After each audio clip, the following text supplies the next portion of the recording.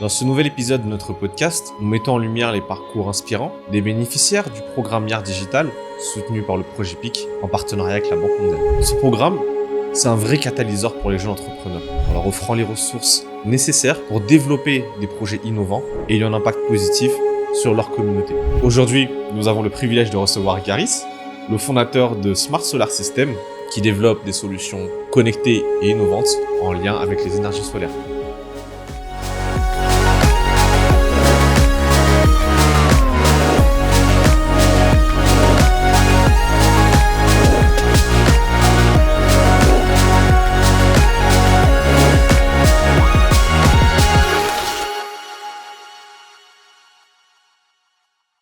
Aujourd'hui, dans le podcast, j'ai le grand plaisir d'accueillir Garis.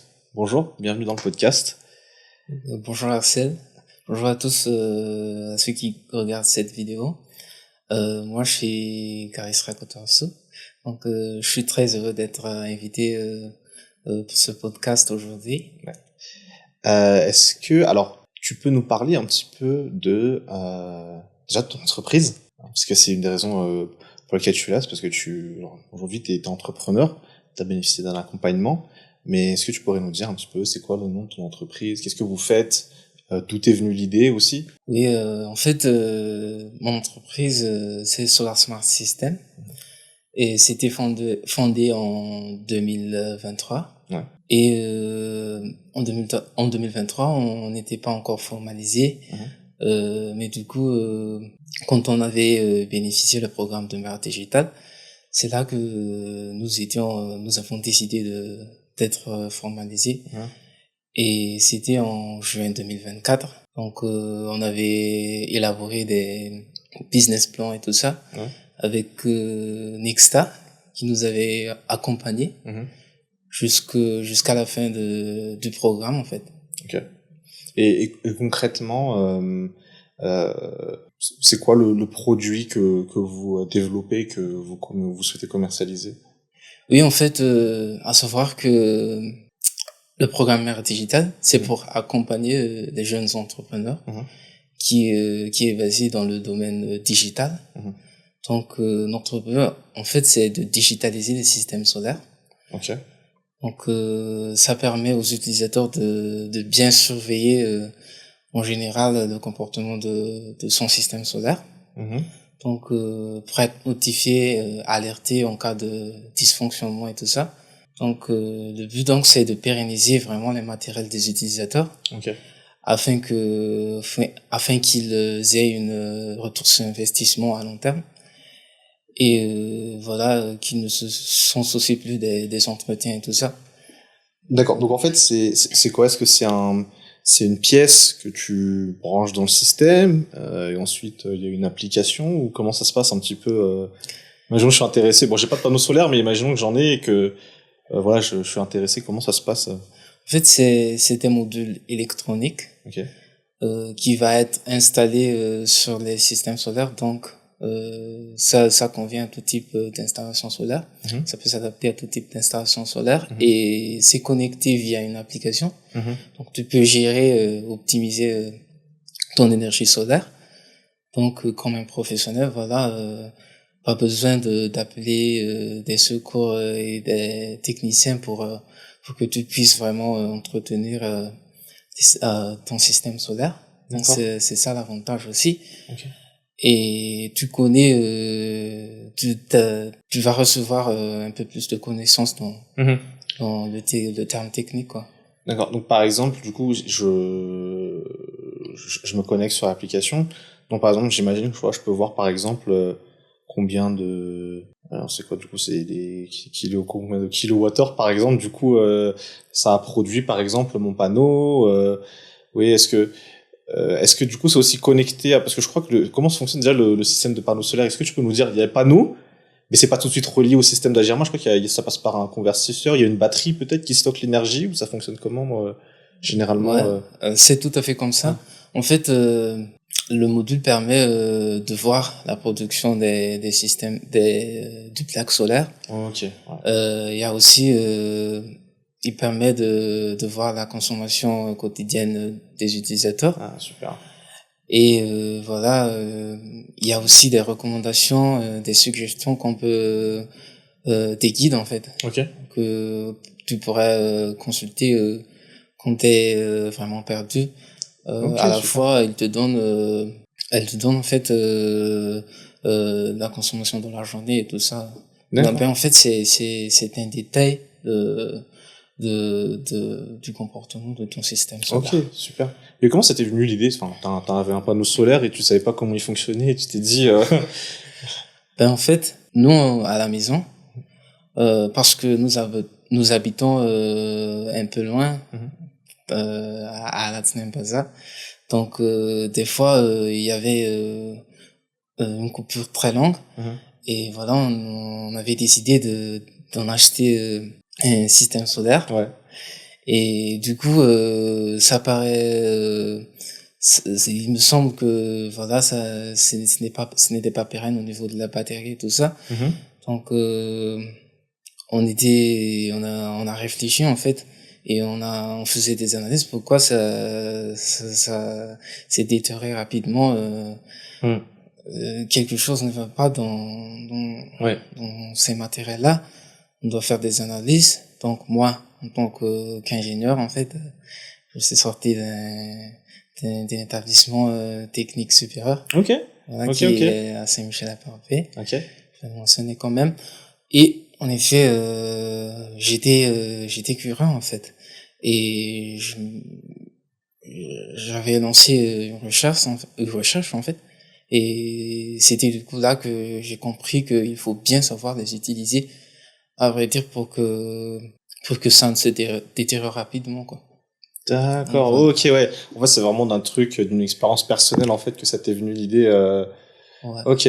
c'est ça. Et mais est-ce que toi, quand tu étais en train de finir à Saint-Michel-en-Parbais, du coup, tu t'es dit, je vais tout de suite, je vais devenir entrepreneur, ou c'est vraiment quand ça s'est venu, ça s'est apparu comme problème dans ta vie de tous les jours que tu t'es dit, ok, bah, je vais peut-être tenter le coup. En fait, quand j'avais fini mes études, premièrement, j'avais fait un stage au sein Ouais. d'une entreprise qui faisait des mécaniques et qui répare tous les engins, les très gros engins. Mhm, mhm. Et en fait, parce que voilà, mon filière c'est génie mécanique et Mhm. informatique industrielle. Donc j'étais basé en fait dans la mécanique, Mhm. ce qui est j'étais orienté dans la mécanique. Et après j'ai pensé que ce n'était pas vraiment fait pour moi, parce que Mhm. j'étais vraiment fatigué après Ah ouais, hein? Ouais. un dur travail. Et après que j'ai fini le boulot et j'étais rentré à la maison, j'étais vraiment à plat, quoi. Mhm, mhm. Et d'ailleurs, je suis épuisé, quoi. Mhm. Et donc, voilà, j'ai pensé que je vais trouver quelque chose à part euh, pour, euh, pour en fait être à mon aise. Mhm. Et voilà, il y avait l'opportunité de programme digital qui s'était présenté Ouais. devant moi, et j'ai tout de suite saisi en fait. Ouais. Et voilà. Ah, super. Mais justement, tu vois, quand t'as commencé le programme IR Digital, est-ce que l'idée que tu avais à la base, quand tu as intégré, et l'idée que tu as eue donc à la fin du programme était la même? Et est-ce qu'il y a des choses qui ont changé? Est-ce qu'ils t'ont appris des choses? Et qu'est-ce qu'ils t'ont appris, en fait, pendant cette période-là? Ben, du coup, premièrement, je remercie beaucoup à Nexta, parce que voilà, elle nous a accompagnés jusqu'à la fin, et il y avait des formations aussi Mhm. à côté pour développer tous les aspects utiles pour développer une entreprise, ne serait-ce que sur l'élaboration des business plans, de l'étude étude de marché, Mhm. et aussi l'aspect technique qui est tout ce qui est digital en fait. Ouais, ok. Et il y avait des formations tous les jours. Ah ouais, hein, c'était intense, en fait, quand même, hein. Ouais, c'est Ouais, quand ouais. même intense, mais à la fois tu ne te sens pas fatigué, parce que c'est quelque chose que tu aimes aussi, parce Ouais. que c'est déjà, faut savoir que c'est déjà mon rêve, en fait, d'avoir mon propre entreprise. Ok, d'accord.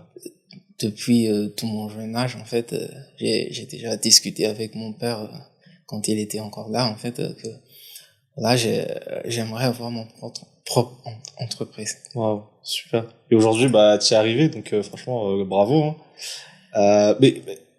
Et donc, mais l'idée, parce que je sais que c'est possible des fois des fois, tu sais, quand on souhaite entreprendre, on a une idée, et puis on discute avec des gens, et puis on se rend compte en fait que, bon, en fait, peut-être mon idée, faut peut-être un peu que je l'arrange, tu vois, pour qu'elle soit plus adaptée au marché ou au contexte, etc. Est-ce que toi, ton idée est restée la même du début à la fin, ou est-ce que ça a évolué un petit peu?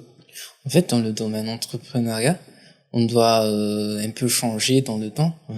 Si tu constates en fait que ce n'est pas dans le bon chemin, Ouais.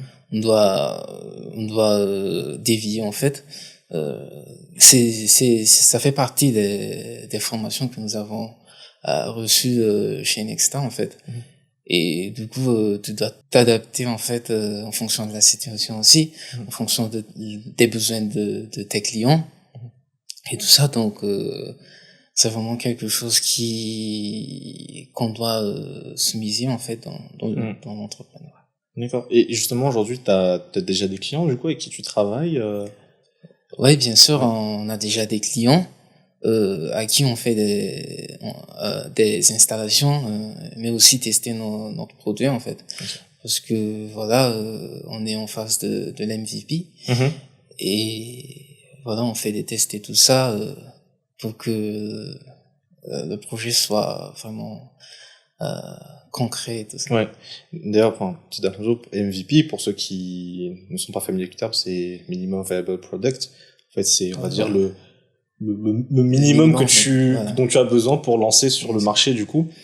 Et donc là, tu as fini ta période d'incubation. Les bénéficiaires du programme reçoivent aussi un soutien financier. Ce soutien-là, toi, concrètement, comment il t'aide en fait dans ta vie d'entrepreneur Oui, justement, en fait, dans la vie d'entrepreneur, il faut s'entraider parce que voilà, tu ne peux pas faire les choses toute seule aussi. Quelqu'un a besoin de toi et toi aussi, tu as besoin de l'autrui pour ton projet aussi. Ben, en fait, c'est une complément en fait. Et on peut s'aider, par exemple, moi quand j'ai fait mon application, en fait j'ai appelé un incubé qui était Ah ouais. au sein de Nexta et puis ils ont réalisé Ah, c'est cool, ça. l'application et tout ça.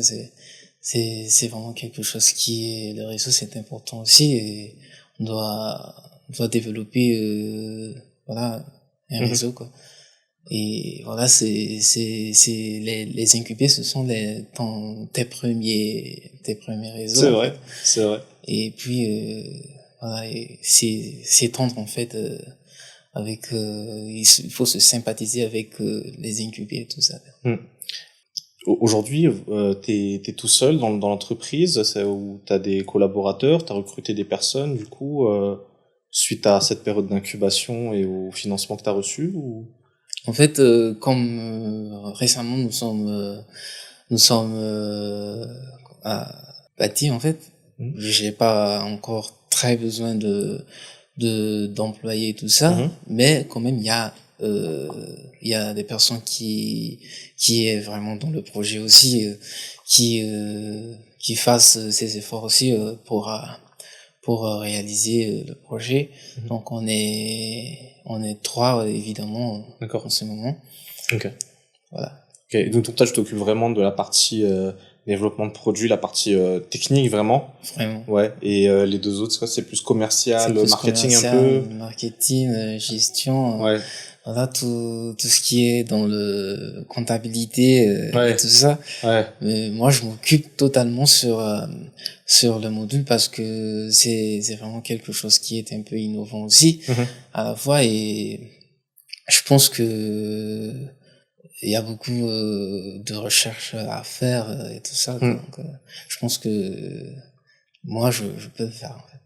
Et là, ce serait quoi un peu sur le court, moyen, long terme? Comment tu vois un peu les choses? C'est quoi un peu les grands, on va dire les objectifs que tu te fixes ou les choses que tu aimerais bien accomplir d'ici là? En fait, il y a vraiment beaucoup d'objectifs parce que voilà, c'est pour faire des impacts aussi, notamment sur l'environnement, mais aussi pour impact social aussi. Mais l'objectif, en fait, c'est de produire localement et faire des productions aussi de nos produits et en fait les exporter si c'est possible, mais quand même en Afrique, surtout l'Afrique. Et c'est ça notre objectif en fait, c'est d'être le leader en effet sur l'énergie solaire. Et aussi, de part et d'autre, on a aussi pensé de s'étendre en fait sur le, comment on dit, domotique. Voilà. Oui, il faut intégrer un peu des technologies de la domotique dans l'application parce que on a pensé qu'on doit faire cette application très flexible en fait. Et on travaille surtout avec des développeurs, tout ça, pour affiner super ces choses-là. Super. Ouais, domotique, enfin, donc c'est par exemple, vous rentrez chez vous, tout est connecté. Tout est connecté. Voilà. Vous allumez la lumière, par exemple, je sais pas, enfin, vous appuyez sur un bouton et puis par exemple, toutes les lumières, par exemple, vont s'allumer. Si vous avez des volets métalliques, par exemple, je sais pas, ils peuvent se fermer aussi, pourquoi pas. Enfin, il y a plein de choses, il y a plein d'applications autour de la domotique. Ça, j'avoue, c'est super intéressant. J'avoue, comme en termes de développement, de stratégie de développement, c'est bien vu, hein, franchement. C'est excellent. Et ça, tu as eu l'idée en étant incubé ou c'est après que tu as eu... Ouais, c'est en fait en étant incubé que j'avais eu cette idée-là parce que ils m'ont recommandé en fait tu peux aussi à l'avenir étendre ton activité en faisant la domotique et tout ça. Ouais. Et bien, du coup, oui, ça paraît cool, mais en fait, on doit encore se concentrer dans mon produit et après le déploiement, tout ça, et la mise sur le marché, on peut estimer. Étape par étape, quoi. Oui, étape par étape. Voilà. Ok. Et genre, dans l'idéal, t'aimerais commercialiser ta solution quand? Cette année ou peut-être l'année prochaine? Ouais, évidemment pour cette année parce que comme on est déjà sur la phase de test, on pourrait pas attendre beaucoup plus longtemps parce que voilà c'est ça aussi la logique si quelque chose est déjà voilà commercialisable, on peut le commercialiser quoi. De quoi attendre quoi. Ah carrément, non, t'as raison. Et toi t'as eu donc cette expérience en tant qu'incubé. Aujourd'hui t'es vraiment dans la phase où tu vas bientôt finaliser ton MVP, donc la première version de ton produit qui sera commercialisé. Ce serait quoi tes conseils, tu sais, pour tous ces jeunes qui nous regardent et qui ont peut-être aussi ce souhait d'entreprendre, mais ils ont peut-être peur ou ils savent peut-être pas par où commencer. Est-ce que toi tu leur dirais? En fait, je dirais que y a pas un bon moment pour commencer ou un moment précis, mais il faut déjà si tu as une idée, ben vas-y lance ton idée, pas besoin que voilà attendre des gens qui vont te financer tout ça parce que si attendent ça va pas se réaliser et ça va être rester toujours une idée. Voilà. Il faut concrétiser, donc toujours chercher des moyens. Comment au moins, au pire, t'as réalisé l'MVP en fait. Et je pense qu'il faut être aussi persévérant dans toutes les choses. Voilà que tes efforts ça va se payer en fait. En quelques mois, en quelques années, faut pas